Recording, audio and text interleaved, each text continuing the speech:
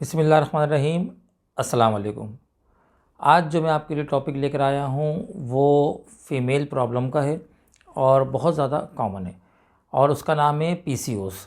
PCOS इसको कुछ लोग पीकॉस भी कहते हैं और वैसे इसका एब्रीविएशन के लिहाज से तो पीसीओएस यानी कि पीसीओएस ये कहलाता है। अच्छा, इसमें क्या होता है कि ये पीसीओएस जो है वो है पॉलीसिस्टिक ओवेरियन सिंड्रोम या पॉलीसिस्टिक ओवरी सिंड्रोम। ये एक बड़ा ख़तरनाक किस्म की मतलब ये चीज़ है और इसमें क्या होता है कि आजकल ज़्यादातर ख़वातीन के अंदर ये चीज़ पाई जाती है। अच्छा, होता क्या है कि बेसिकली इसमें सिस्ट बन जाती हैं, यानी कि पहले मैं आपको बता दूं कि सिस्ट क्या होती है। सिस्ट जो होती हैं वो फ्लूइड फिल्ड सैक्स होती हैं, यानी कि कुछ पानी की थैलियाँ होती हैं जो कि ओवरीज़ के अंदर आस्ता आस्ता ये बन जाती हैं। अच्छा, ये पर्ल की तरह, मोती की तरह जो है ना, जब अल्ट्रासाउंड इसका होता है तो ये पर्ल मोती की तरह उनकी लाइनिंग के अंदर नज़र आती हैं ओवरीज के अंदर। अच्छा, पीसीओएस क्या होता है कि पॉलीसिस्टिक ओवेरियन सिंड्रोम के अंदर एक या एक से ज़्यादा जो है इसके अंदर सिस्ट बन जाती हैं। इनके मुख्तलिफ डायमीटर होते हैं, इसके मुख्तलिफ साइजेस होते हैं। अच्छा, इन ओवरी जो सिस्ट बनती हैं इनकी वजह से मुख्तलिफ कॉम्प्लिकेशन आना शुरू होती हैं, मुख्तलिफ इंडिकेशन आना शुरू होती है, मुख्तलिफ सिम्टम आना शुरू होती हैं। तो जो पहला सिम्टम ये होता है कि ख़वातीन के जो मेंसेस हैं यानी पीरियड डिस्टर्ब हो जाते हैं, बाज़ औक़ात डिस्टर्ब बिल्कुल ही गायब हो जाते हैं और बाज़ औक़ात एक्सेसिव जो है वो मेंसेस आना शुरू हो जाता है। इसके साथ साथ कुछ ख़वातीन वेट गेन करना भी शुरू कर देती हैं। अच्छा, कुछ के अंदर क्या होता है कि पेल्विक पेन होना शुरू हो जाता है। अच्छा, एक बहुत ही कॉमन जो सिम्टम है इसकी वो हिर्सुटिज़म कहलाती है, यानी कि ख़वातीन के फेस के ऊपर जो है वो हेयर ग्रोथ आना शुरू हो जाती है, या उनकी बैक के ऊपर हेयर ग्रोथ आना शुरू हो जाती है, या उनके चेस्ट के ऊपर जो है हेयर ग्रोथ आना शुरू हो जाती है। तो ये सारी की सारी इसकी सिम्टम होती हैं। अच्छा, इसके साथ साथ जो है इसके रीज़न्स क्या हैं। आप हैरान होंगे कि मेडिकल साइंस ने तो बहुत तरक्की कर ली है, लेकिन अभी तक पीसीओएस का एग्जैक्ट रीज़न नहीं पता लगा सकी है। मेडिकल साइंस को इसका एग्जैक्ट रीज़न नहीं पता। जो रीज़न पता है वो 3 हैं, यानी कि एक जो पहला रीज़न कहा जाता है वो भी मतलब इस ये नहीं है कि जो एग्जैक्ट रीज़न पता है हमें, नहीं, बल्कि हमने कुछ चीज़ें पता लगाई कि इस वजह से ये पॉसिबली हो सकता है। तो उसमें जो पहला रीज़न है वो ये है कि हार्मोनल इम्बैलेंस। इसके अंदर क्या होता है कि होता ये है कि जब ल्यूटिनाइजिंग हार्मोन जो कि पिट्यूटरी ग्लैंड का एक हार्मोन है और वो जब रिलीज़ होता है पिट्यूटरी ग्लैंड से, तो ल्यूटिनाइजिंग हार्मोन जिसको एलएच हार्मोन भी कहते हैं और फॉलिकल स्टिमुलेटिंग हार्मोन जिसको एफएसएच हार्मोन कहते हैं, ये दोनों हार्मोन जो हैं वो ओवरी के अंदर जब पहुंचते हैं तो ओवरी में, चूँकि ओवरी का जो मेन काम है वो ओवा की प्रोडक्शन है, यानी एग्स बनते हैं उसके अंदर।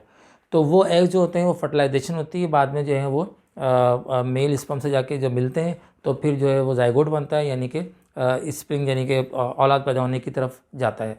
तो क्या होता है कि ये जब ओवम बनते हैं बॉडी के अंदर, तो ओवम को फर्टिलाइजेशन के लिए ल्यूटिनाइजिंग हार्मोन रिलीज़ होता है और फॉलिकल स्टिमुलेटिंग हार्मोन जिसको एफएसएच कहते हैं ये रिलीज़ होता है। अच्छा, क्या होता है कि जब सिस्ट बन जाती हैं तो ये ल्यूटिनाइजिंग हार्मोन की प्रोडक्शन बढ़ जाती है। जैसे इसकी प्रोडक्शन बढ़ती है तो हार्मोनल इम्बैलेंस ये कहलाता है। साथ में क्या होता है कि इंसुलिन जो कि पैंक्रियाज में मौजूद होती है वो भी एक हार्मोन है, इंसुलिन भी रिलीज़ होना शुरू हो जाता है, तो हाइपर इंसुलिनीमिया हो जाता है। अच्छा, इंसुलिन जो कि बड़ा ख़तरनाक हार्मोन है, बेसिकली एनाबॉलिक हार्मोन है।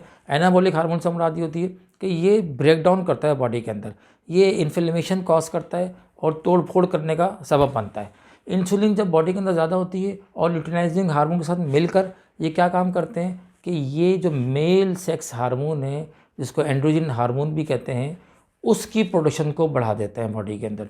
अच्छा, मेल सेक्स हार्मोन जो है, आप कहेंगे कि जी फीमेल के अंदर मेल सेक्स हार्मोन क्या कर रहा है, ऐसा नहीं है, बल्कि मेल सेक्स हार्मोन भी फीमेल के अंदर भी मौजूद होता है।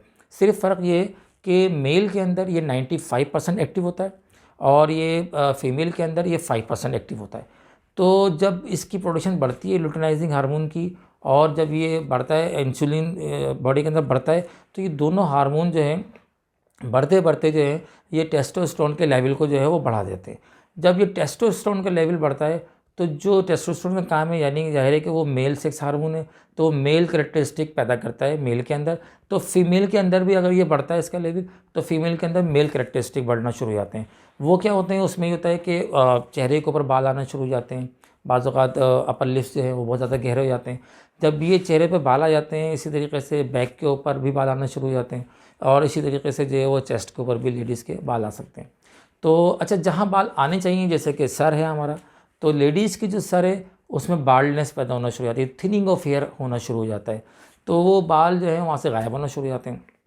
तो ये प्रॉब्लम जो होते हैं वो एंड्रोजन हार्मोन की या टेस्टोस्टेरोन हार्मोन की ज़्यादती की वजह से होते हैं। तो पहला रीज़न ये हो गया कि टेस्टोस्टेरोन यानी हार्मोनल इम्बैलेंस हो जाता है।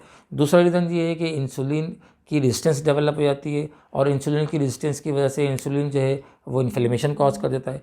तो इसकी वजह से जो है वो दूसरा प्रॉब्लम जो है सिस्ट बनने की तरफ चला जाता है। और तीसरा ये है कि एक हेरिडिटरी फैक्टर होता है, यानी कि आपकी फैमिली में अगर हिस्ट्री मौजूद है कि ये चीज़ पहले से चल रही है, तो ऐन मुमकिन है कि आपको भी ये चीज़ हो जाएगी।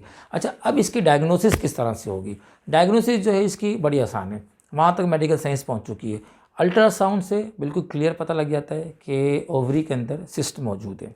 दूसरा जो इसका इंडेक्स है वो ये कि जैसे आप पता लगा सकते हैं, तो वो ये है कि एंड्रोजन का टेस्ट, ब्लड टेस्ट कर लिया जाता है, उसमें पता लग जाता है कि टेस्टोस्टेरोन के लेवल फीमेल के अंदर बढ़ गए हैं, तो भी ये एक श्योर इंडिकेशन है कि ये पीसीओएस जो है वो हुआ है।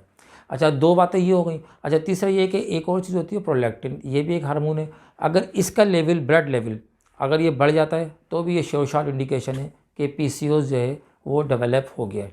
अच्छा, ये तीनों चीज़ें, मैंने चारों चीज़ें आपको बता दी। अब आप इसका ट्रीटमेंट की तरफ जाते हैं, तो मेडिकल साइंस जो है इसके पास कोई वाज़ेह ट्रीटमेंट इसके पास नहीं है। वजह यह है कि एग्जैक्ट रीज़न ही नहीं पता। अब जो तीन चीज़ें हमें पता हैं, उन्हीं तीन चीज़ों को जो है वो ठीक करने की कोशिश करती है मेडिकल साइंस। तो नंबर वन वो क्या करती है कि वो हार्मोनल इम्बैलेंस को ठीक करने की कोशिश करते हैं। हार्मोनल इम्बैलेंस के लिए वो एंटी एंड्रोजन या टेस्टोस्टेरोन के लेवल को कम करने के लिए दवाई दे सकते हैं। बर्थ कंट्रोल पिल्स दे दी जाती हैं जिसके इंतहाई ख़तरनाक साइड इफ़ेक्ट सामने आते हैं। अच्छा, फिर ये है कि इंसुलिन चूँकि बढ़ रही होती है तो शुगर लेवल जो है वो बढ़ जाता है। तो जब शुगर लेवल बढ़ जाता है तो क्या होता है कि फिर वो मेटफॉर्मिन या जो टाइप 2 डायबिटीज़ के अंदर मेडिसिन दी जाती हैं वो देना वो शुरू हो जाते हैं। तो ये दोनों तीनों जो मेडिसिन दी जाती हैं ये इंतहा से ज़्यादा साइड इफ़ेक्ट्स रखती हैं। तो देखा जाए तो मेडिकल साइंस के पास ऐसी कोई मेडिसिन नहीं है जो इसको ठीक कर सके। आज मैं आपको इसका एक बेहतरीन सोल्यूशन आपको बता के जाऊँगा, आपको इसका एक ट्रीटमेंट बताऊँगा जो कि बिल्कुल नेचुरल है, और उसको अगर आप यूज़ करेंगे तो बिल्कुल वाज़ेह जो है पीसीओएस आपका फ़र्क पड़ जाएगा और बिल्कुल इंशाल्लाह उससे क्योर हो जाएंगे, ठीक हो जाएंगे। अच्छा, उसके बारे में मैं आपको बताऊंगा, मगर उसमें आपको दो बातें एंड में इसकी एहतियात भी आपको बताऊंगा। तो ये दोनों तीनों चीज़ें मैंने आपको बता दी कि मेडिकल साइंस के लिमिटेशंस यहाँ पर मौजूद हैं। अच्छा, अब अगर हम आगे चलते हैं कि वो क्या चीज़ है जिसको हम यूज़ कर सकते हैं, तो वो एक मेडिसिन है और उसका नाम है शी क्योर। अगर आप वो शी क्योर इस्तेमाल करते हैं, चूँकि मैंने अपने कई पेशेंट में उसको दिया है, उसके बाद अच्छे मुझे रिजल्ट मिले हैं। अगर मैं उसको डिटेल में डिस्कस करूँगा तो 5-7 मिनट 10 मिनट और वीडियो बढ़ जाएगी, लेकिन उसका जो मेन इंग्रेडिएंट है वो मैं आपसे डिस्कस कर लेता हूँ। उसका रोल क्या है, सारका इंडिका उसके अंदर मौजूद है, और वो एक वेल नोन प्लांट है जिसको अशोका कहते हैं। अशोका जो है वो लिकोरिया को भी ठीक कर रहा होता है, और इसके साथ साथ मेंस्ट्रुअल इरेगुलरिटीज़ जो है, मेंस्ट्रुअल प्रॉब्लम जितने भी हैं उनको भी, और हार्मोनल प्रॉब्लम यानी कि हार्मोनल इम्बैलेंस को भी ठीक कर रहा होता है। तो ये दोनों तीनों चीज़ें जो हैं वो शी क्योर ठीक करता है। लेकिन पीसीओएस के अंदर जो है इसके रिज़ल्ट बहुत ज़बरदस्त हैं। कई पेशेंट में मैं इस्तेमाल कर चुका हूँ, और इसके जो नॉर्मल डोज है वो 2 टीस्पून बीडी है, 2 टीस्पून दोपहर सुबह में और 2 टीस्पून आप शाम में यूज़ कर सकते हैं। लेकिन इसका इस्तेमाल कम से कम 3 महीने के लिए करना चाहिए। और एक चीज़ जो मैंने अपने तजर्बे में देखी है वो ये कि अगर आप शुगर ज़्यादा इस्तेमाल कर रही हैं तो आपको कोई भी दवाई फ़ायदा नहीं करेगी। आपको जो यानी आपको पता है कि शुगर का लेवल इसमें बढ़ जाता है, तो आपने ये करना है कि शुगर को बिल्कुल कम से कम इस्तेमाल करना है। शुगर का मतलब सिर्फ शुगर नहीं है, बल्कि जो हम आटे की रोटी हम खा रहे हैं, आटे के अंदर भी बहुत सारी शुगर मौजूद है, गंदम के अंदर। तो आपने शुगर को बिल्कुल लिमिटेड कर देना है। शुगर का इस्तेमाल नहीं करना, खट्टी चीज़ों का इस्तेमाल नहीं करना, तेल वाली चीज़ों का इस्तेमाल नहीं करना, चूँकि इसके अंदर एक्नी और वैसे ही ऑयली स्किन हो जाती है इसके अंदर, पीसीओएस के अंदर, तो वो आपको वैसे भी अवॉइड करनी है। तो ये दोनों तीनों एहतियातें अगर आप कर लेते हैं तो, और इस मेडिसिन को जो मैं आपको बता रहा हूँ यूज़ कर लेती हैं आप, इसको 3 महीने की ड्यूरेशन के लिए यूज़ करना है, तो यकीनी तौर पे आपका ये मसला हल हो जाएगा।